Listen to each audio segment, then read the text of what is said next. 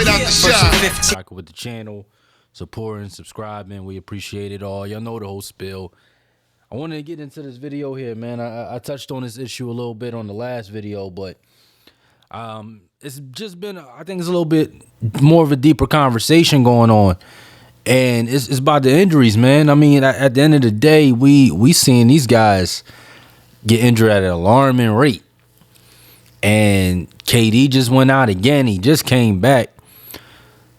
We seen Ja in the quote that he made, which I'm going to touch on earlier. Zion's out indefinitely. You know, Joel is on. We already know all the guys injured right now, right? It's a new guy every single week. And it's a prominent guy, too. Ain't like the 11th guy on the bench or the 7th or 8th guy on the bench getting hurt. Not saying I wish that on him. But you be like, damn, do all the stars got all the bad luck? Shit only happening to them. But what I want to get into today, man, as far as that conversation, y'all see by the title, I don't feel like this is an issue that can be fixed. As far as like the way the injuries are and, you know, how much, I don't think cutting the season down to 60 games is going to help. I don't think there's nothing. I don't even think resting and not letting them play back-to-backs, all that really ain't going to change nothing. The reason you probably, I ain't no doctor either, so before I say this, one of the reasons I think personally you probably be seeing these guys injured a lot is because the style of play. When the NBA made a decision that they was going to make offense the focus of what the league is about instead of defense, this is when you see an uptick in injuries. These guys are trying to jump the highest they can. They moving 100 miles per hour. They have abandoned all mechanics and just care about creating a highlight or putting as many people in the frame of the poster or the picture as they can. Think about it. Look how many times y'all seen Ja Morant dunk or try to dunk, and you see him land, and you like, oh man, he out. It's over. I probably could count at least 6 or 7 times on my hand. It was at a point where I was just thinking he wasn't even trying to make the dunk. I'm like, yo, Ja just trying to go up, let y'all know that, look, it almost got bad for this dude right here, but I spared him.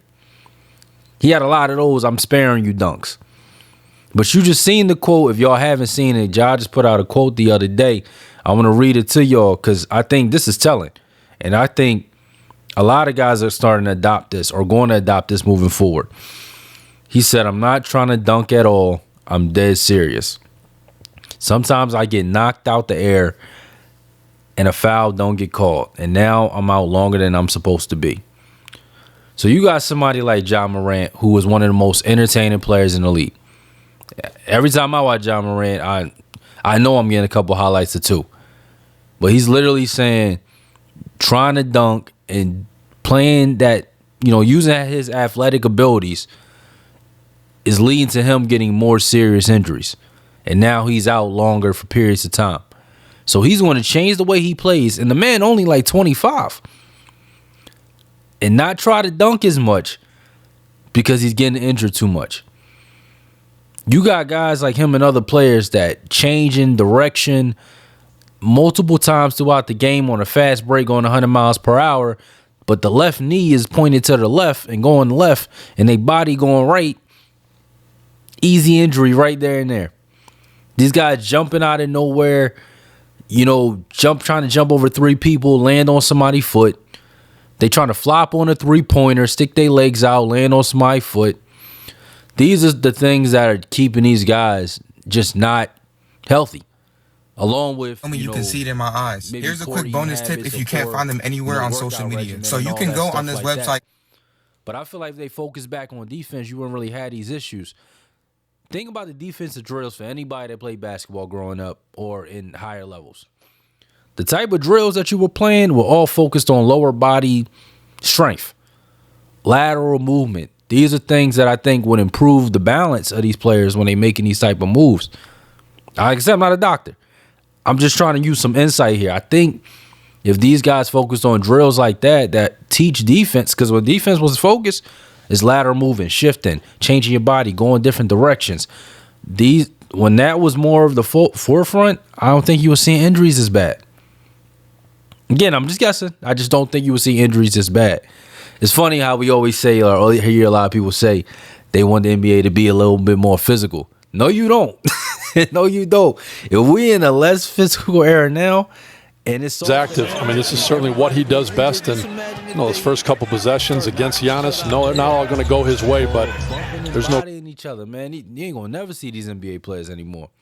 That rule that Silver put in 65. Yo-yo right there. Whoa. That's a moving. Yo-yo right there. Whoa. And I actually want to think, I don't think, when I see the outcry from the fans, I don't even think it's mainly about the players, because the players the ones that take the bullet for not being on the court.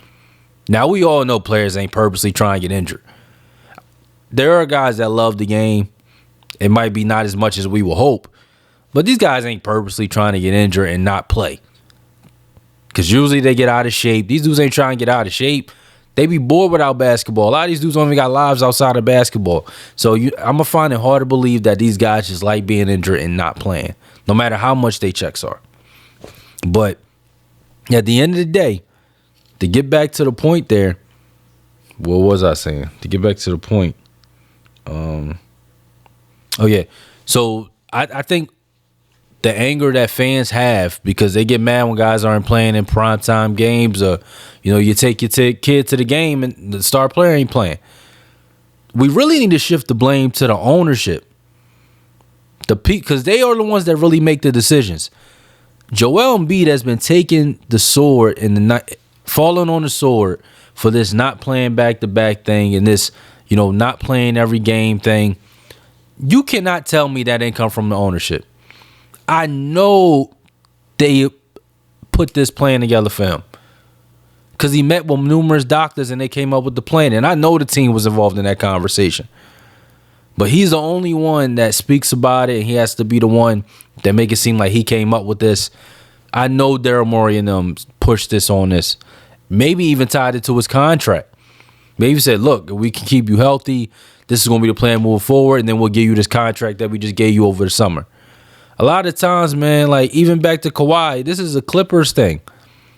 They wanted to be this way. Like the owners, a lot of times when you see these guys not playing and they resting games at the age of 25, it's coming from the owners.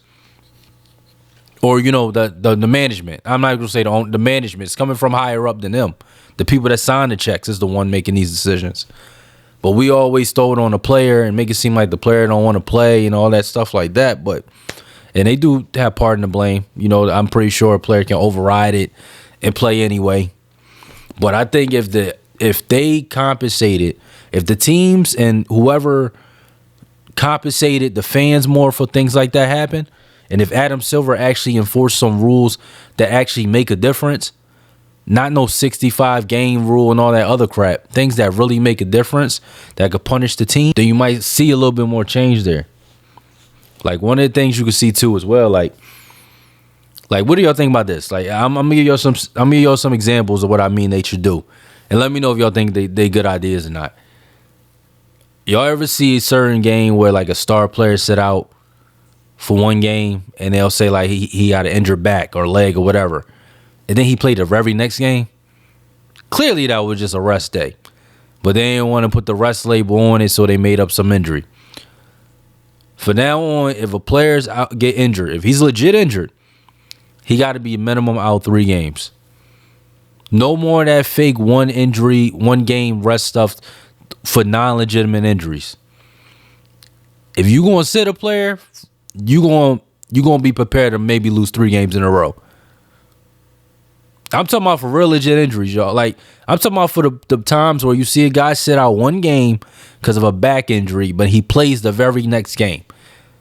I don't think he was injured. If he's legit hurt, he should be out multiple games. I think the player should not be able to come back for multiple games. I think you're gonna see a lot of teams not really doing that, doing one of them little rest games again. It was just a player today arrested. Who just rested?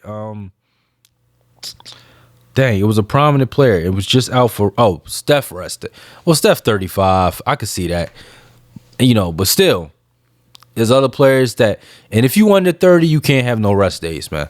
If you under 30, unless you legit hurt, you got to play every game, dog. Like, if you under 30, not every game, but whatever. If you under 30, you got to play, bro. You're not even allowed to have a rest game. And if you incorporate that with the rule I said about the 3-game minimum, I think you ain't gonna be seeing these teams just pencil in rest days for these players like that, man. I think that'd be a good way to kind of offset it. Now, the 65-game rule, the only reason I don't like that too much is because, like, as a Sixers fan, I could tell last year when Joel was trying to strive for the MVP, he was forcing himself to play through injuries.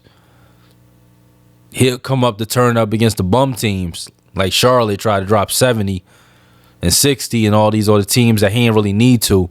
And then he'll set out the bigger games, but you could tell he was just trying to enhance his MVP chances and play enough games to be able to get it.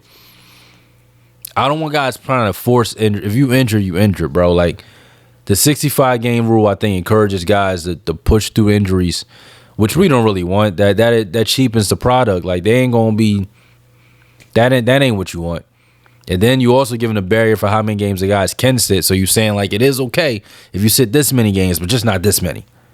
So I also don't think that was the best rule. I get you trying to try something, but I don't think that was the best kind of rule to play in there. But I think the style of play, man, puts more strain on the body, man. I just think the way these guys play outside of Zion, who might be more of like, work ethic and, eating right and, maintaining his body properly, that's different.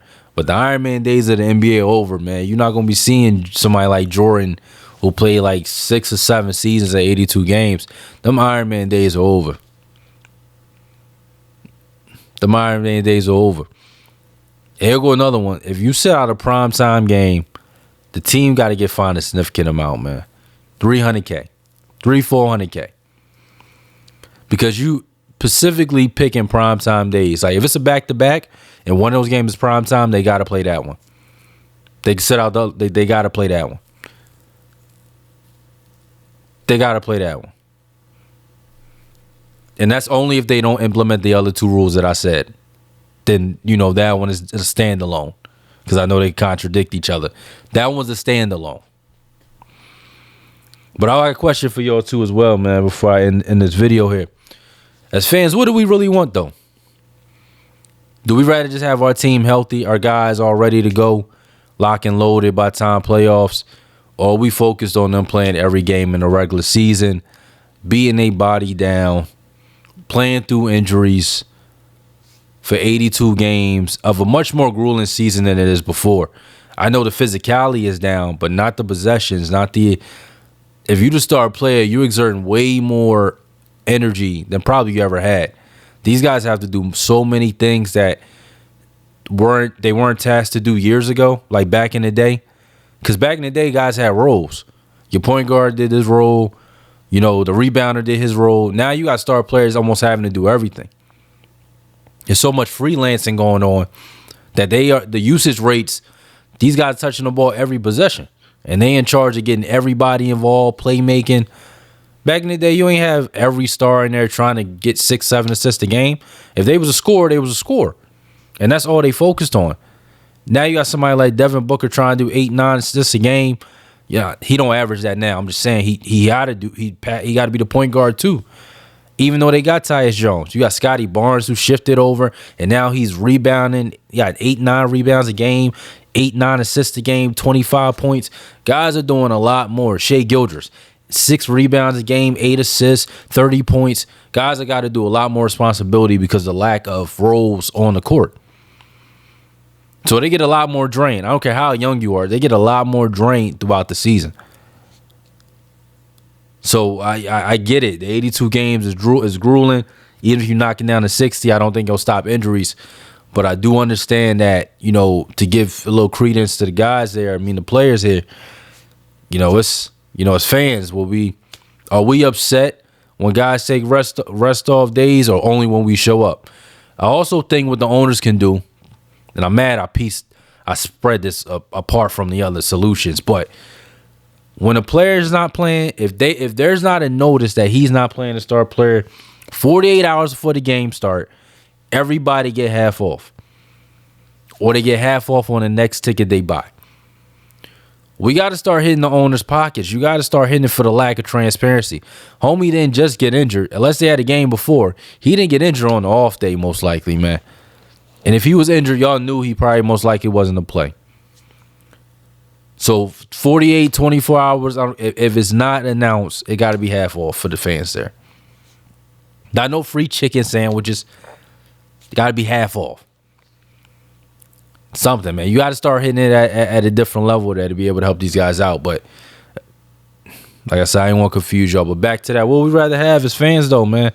Because you asked me for somebody like Joel, I'd rather see him healthy by playoffs. Him and Paul George. I'd give a damn if they play every game as long as we make it to the playoffs and give us a chance. You know, at the end of the day, that's really all I can ask. Like I said, I don't think these guys purposely go out there and get injured, but the way the style of play is these days, man, these guys are just too athletic. They have just not been taught and coached on how to work on the proper mechanics for all these crazy moves that they make. Landing on one foot, all your weight, 200 pounds or more, one leg, multiple times a game through 82 games. It's just not the way to go, man. Luka don't even look like he in shape. He got to get himself in shape every start of the season. I mean, it's a lot of different reasons, and that's why I just don't think these guys are going to, some things are out of their control, things are in their control, but I just think it's going to be an issue we're going to always have with the NBA. I think as fans, unfortunately, we're going to be put in a situation where we either got to accept it and just hopefully everybody ready by playoffs and just kind of, just have to realize, like, though, the regular season just going to be that. When you buying tickets, you just got to understand that the star player might not play, especially if he has an injury history. But to the gas station. Let me know what y'all think, man. Some of the solutions and there's only two people in the BMW. Y'all agree, though, the style of play, y'all think is that really the reason? Instead of guys just being soft these days and all that stuff, I just think they just haven't been taught to work on the proper mechanics, man. We need a lethal shooter for proper mechanics for these players, man. But let me know what y'all think, man. This is Through the Scope. This is Queez. Appreciate everybody that's still watching the video at this point. Coming straight out the shop.